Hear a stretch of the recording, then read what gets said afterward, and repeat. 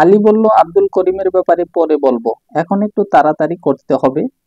আব্দুল করিমের মা নির্বাক নিস্তব্ধ দাঁড়িয়ে রইলেন। তিনি কিছু বুঝতে পারছিলেন না, তবুও বললেন, বাপু, আমার কিছু বুঝে আসছে না। তুমি যা বলবে তাই হবে। আব্দুল করিম তো বলতো রুশটা ভয়ানক জালেম। আমার ঘরে তো মূল্যবান কিছু নেই। মূল্যবান বলতে এক আব্দুল করিমই ছিল, কিন্তু সে তো এখন ঘরে নেই। হ্যাঁ হ্যাঁ, এখন মনে পড়েছে, কোরআন মাজিদ। ওই মূল্যবান জিনিসটা রেখে যাওয়া যাবে না, নিয়ে নাও। যাচ্ছি তো, এখন আব্দুল করিম আর ফিরে আসতে দেয় কি না দেয় কে জানে। তাছাড়া রুশ ঘরে ঢুকে কোরআনের বেইজ্জতি করতে পারে।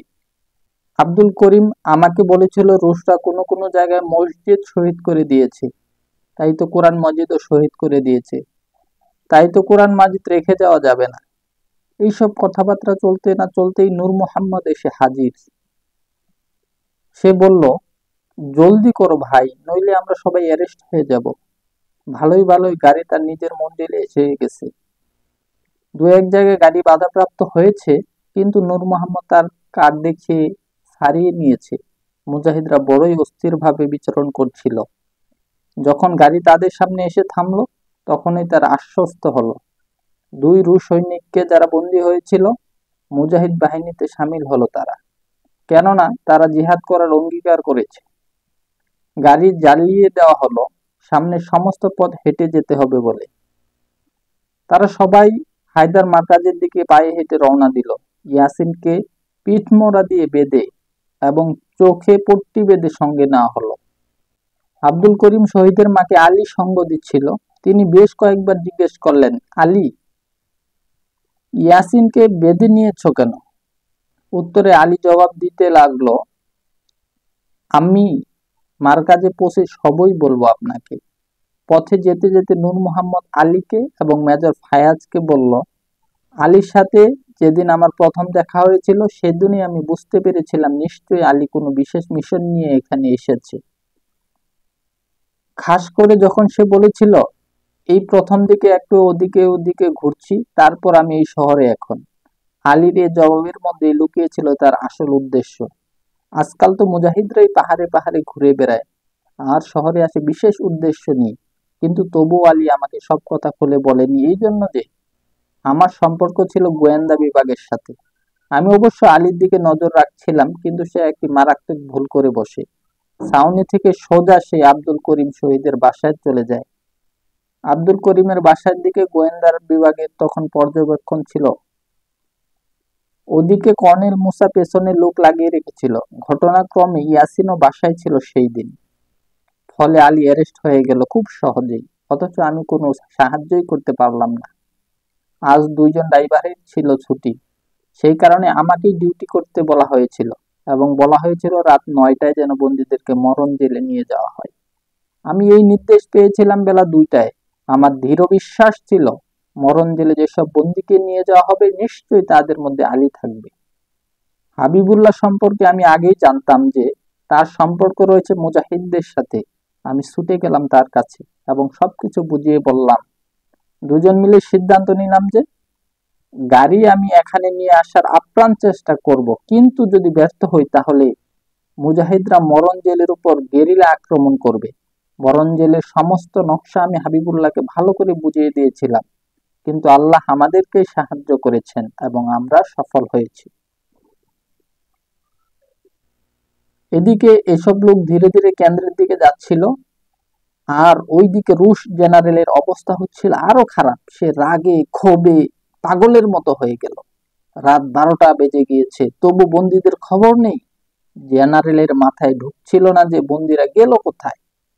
সে কখনো রক্ত পিপাসু কুত্তাগুলোর খাঁচার দিকে, কখনো সাপের আস্তানার দিকে, আবার কখনো টকবক করা তেলের কড়াইয়ের দিকে করুণ দৃষ্টিতে তাকাচ্ছিল। ক্ষোভের চোটে সে মানসিক ভারসাম্য হারিয়ে ফেলেছিল।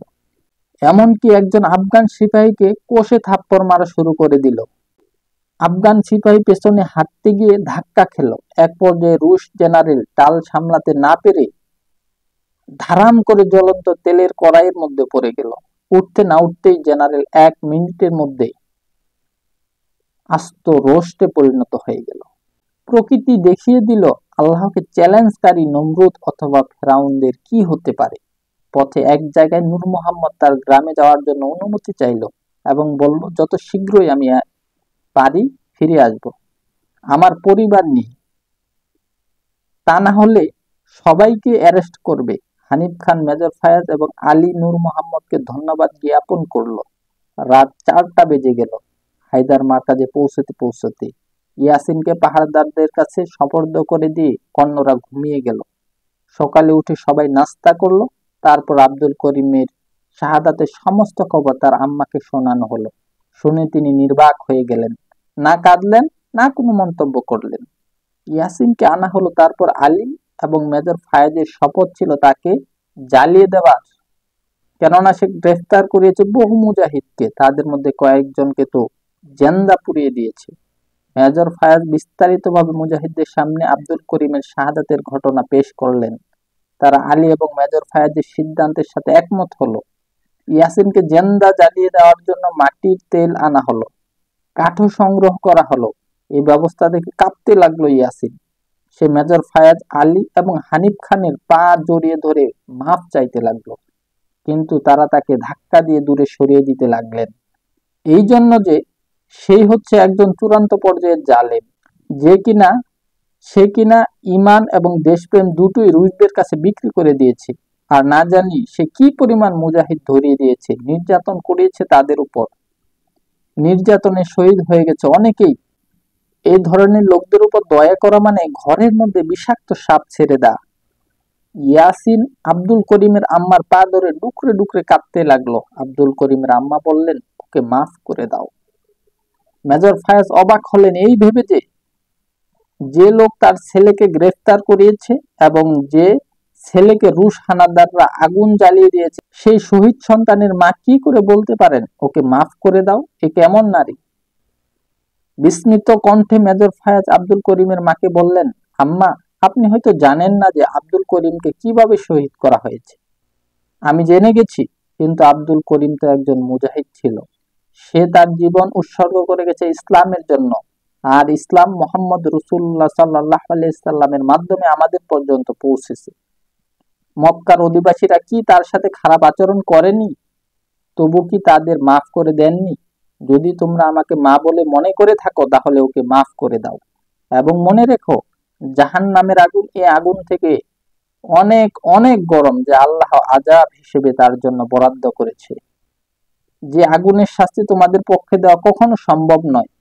আব্দুল করিমের আম্মার অনুরোধে ইয়াসিনকে ছেড়ে দেওয়া হলো। হানিফ খান দুই মুজাহিদকে বললেন, ইয়াসিনের চোখে পট্টি বেঁধে মার কাছ থেকে অনেক অনেক দূরে ছেড়ে দিয়ে এসো।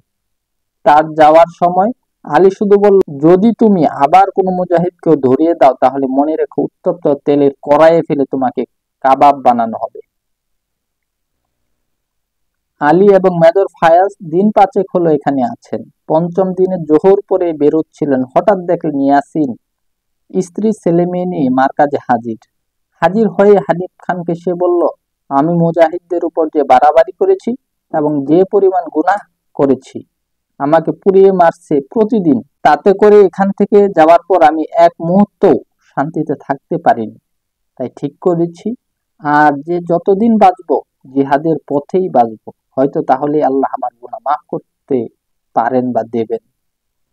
তারপর সে আব্দুল করিমের আম্মার পায়ের কাছে গিয়ে বসে পড়ল এবং বলতে লাগলো, আম্মা, আমি তো আব্দুল করিমকে আর কোনোদিন ফিরিয়ে আনতে পারবো না, আব্দুল করিমের স্থানও পূরণ করতে পারবো না, কিন্তু যে রাস্তায় সে জীবন দিয়ে গেছে আমিও সে রাস্তায় জীবন দিতে চাই। আপনি আমাকে মাফ করে দিন। আমার স্ত্রী ছেলে মেয়ে আপনার সাথে পাকিস্তানে যাবে এবং জীবনের শেষ মুহূর্ত পর্যন্ত আপনার খেদমত করবে। আল্লাহর ওয়াস্তে আমাকে এবং আমার স্ত্রীকে মাফ করে দিন। লোভ আমার দু চোখ অন্ধ করে দিয়েছিল। আম্মা, আমি আমার ঘরবাড়ি বিক্রি করে এসেছি। আমি আর কখনো সেখানে ফিরে যেতে চাই না, যাব না। আপনি যেখানে থাকবেন আমার বাচ্চারাও সেখানে থাকবে।